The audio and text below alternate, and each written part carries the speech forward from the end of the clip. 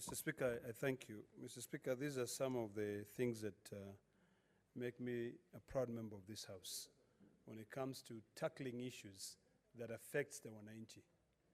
Mr. Speaker, sir, it saddens me when I hear that there are over 3,000 farmers who, of course, have got employees and over 10,000 farmers who are now rendered jobless because of actions which I consider selective from NEMA. Mr. Speaker, sir, we've had serious issues with NEMA. When I sat on a daily basis on the committee that was investigating matters to do with Solai, NEMA failed Kenyans.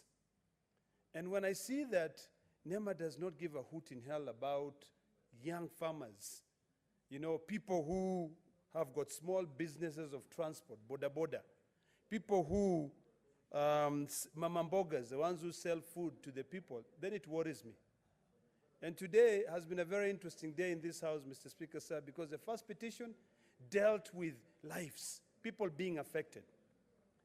You know, there's a time that I got in touch with NEMA on certain activities happening in Narok, on people, you know, destroying the environment. And the first thing, the response that I got was that we have decentralized our operations. Now, when I hear that the order for closure of Kibos sugar factory came from the headquarters, then it is quite suspect for me, Mr. Speaker, sir. You know, I now believe that it is true. It's a cartel, and it is being done not because of the interests of the environment. Because let us be honest, NEMA does not give a hoot about the environment. Mr. Speaker, sir, where I live, you know, literally 100 meters away from my house, people are harvesting volcanic ash. And when you call NEMA, they say they cannot come.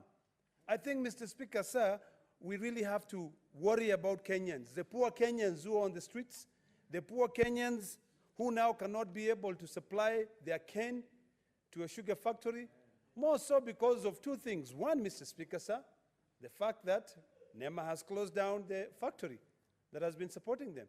And two, because of the laws that govern the sugar industry. Zoning, whereby if you are growing your cane in one particular area, you cannot be able to sell in another area. So, Mr. Speaker, sir, these are matters which I would like to beseech you to move expeditiously to ensure that once you assign this task to the committees, this action is taken immediately, because soon we'll have students going home because their parents cannot afford to pay school fees. We'll have people dying because their parents cannot or they cannot afford to pay medical bills, because what they want, or rather the economy that they depend on, is being destroyed. So we cannot allow greed. Whenever we have industries that comes and set up, the only thing that we should do is ensure that they employ locals. You know, this industry, Kibos, apart from another one which is in Narok, which is employing all foreigners, the one in this area, it is employing the local people. 3,000 factory employees, 10,000 farmers who supply sugarcane there. Where do you want them to go? Mr. Speaker, sir, these are things that lead to a revolution, because we cannot be proud to say that we can be able to afford our lives, drives our, you know, $100,000 cars, yet the farmers who are working hard, the ones who vote for us, you know, we allow certain actions of certain individuals, and particularly coming from the headquarters. What business does the person from the headquarters have in going down to a centralized operation and closing it down? Mr. Speaker, sir, I think, and I'm a little bit concerned, and maybe this is why we need to amend our standing orders a little bit. Because earlier on, Senator Omogeni said, in this House, we do not have a certificate of emergency. But this is an emergency. We may need to ask ourselves, what action can be taken immediately? Certificate, you mean certificate of urgency? Urgency. Certificate of urgency, sorry. Not emergency. Not emergency. But this is an emergency, Mr. Speaker, sir.